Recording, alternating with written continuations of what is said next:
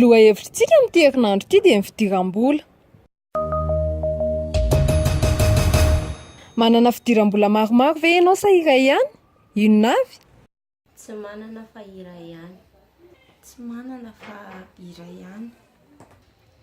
Amin'izao andro sarotra izao moa tompoko, atao hoe ny olona manam-pahaizana navita baka, ataontsika hoe +3 +5 ara, tsy manana asa fa mitangitam-po ny sasany, vezivezy etsy sy eroa.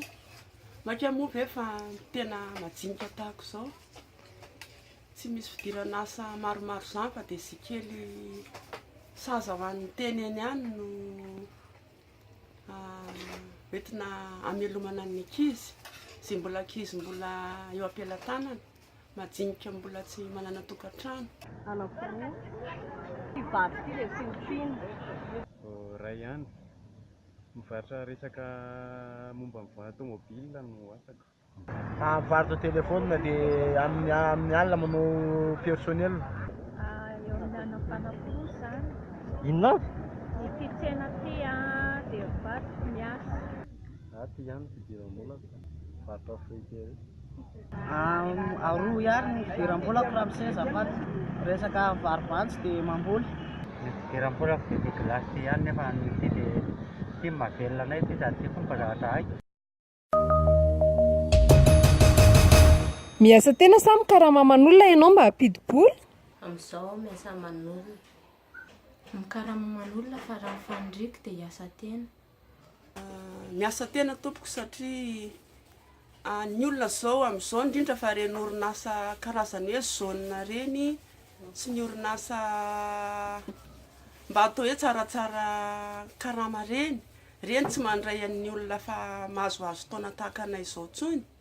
Nefa moa ny olona mahazo taona tahaka anay izao atao efa somary lehibehibe ihany raha jerevana amin'ny taona, dia tsy maintsy manao izay ivelomana tompoko, miasa tena.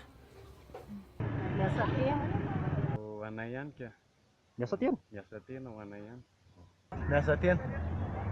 Miasa tena ka. Na ihany ilay izy tompoko. Miasa tena tompoko azafady. Tsy miasa man'olona aho, miasa tena. Mifanaraka amin'ny ezaka na ny diplôma na ny amafisan'ny asanao ve ny vola ampidirinao na ny karamanao? Tsy mifanaraka fa izay hita eo ny atao. Tsy mifanaraka fa izay hita eo aloha ny atao fa aleo mihina kely toy izay mandro fotsy. Tsy mifanaraka tompoko, tsy mifanaraka mihitsy satria raha jerena izao ny atao hoe